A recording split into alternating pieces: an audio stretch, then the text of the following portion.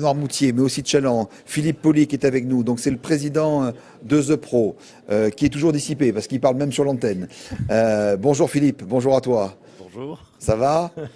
Et puis Arthur Biclet qui est patron du petit Noirmout que tout le monde connaît à Noirmoutier. Et puis en pleine galère, ça s'appelait comment s'appelait ce truc-là? Le Covid. Il a décidé un jour de monter un deuxième resto à Chaland qui s'appelle le Petit Chaland. On a reçu tout à l'heure d'ailleurs les gens de Chaland et du club de basket dont BPI France devient l'un des partenaires. Bonjour à tous les deux. Bonjour Patrice. Ça va bien? Ça va et vous? Alors mettez bien vos micros juste en face et on va démarrer avec la première question. Alors la première question, Philippe, chef d'entreprise hors pair, The Pro par excellence. The Pro. Ton activité historique, c'est l'édition de journaux B2B. Comment il évolue le modèle? Alors aujourd'hui, le modèle B2B papier, c'est très surprenant, mais il résiste de façon incroyable.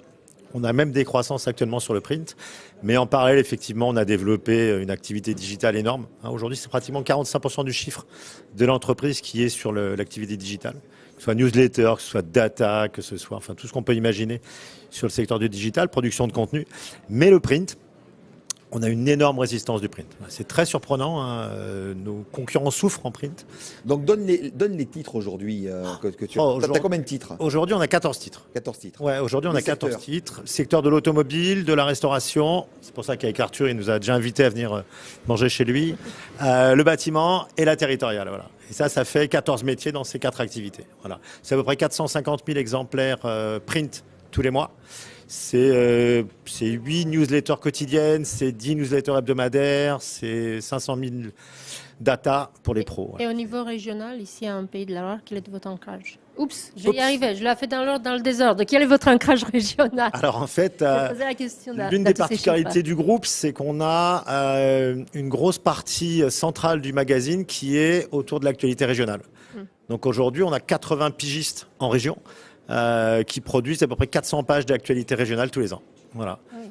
Et puis, on diffuse également sur toute la France. On a 15 000 présentoirs installés dans des points de vente. Et nous sommes aussi dans les dom-toms.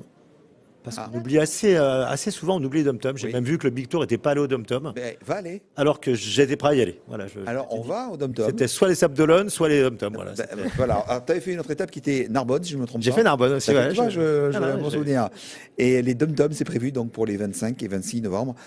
On ne voulait pas le dire, mais avec Philippe Poli qu'on est obligé de tout déclarer. Alors, Philippe. Donc, je pense que je vais y aller alors. C'est comme le fisc avec Philippe. On déclare tout. Comment vous, tu vois, c'est direct. Comment vous voyez votre entreprise et notre société en fait dans le futur? Dessous BPI France, la marque c'est servir l'avenir.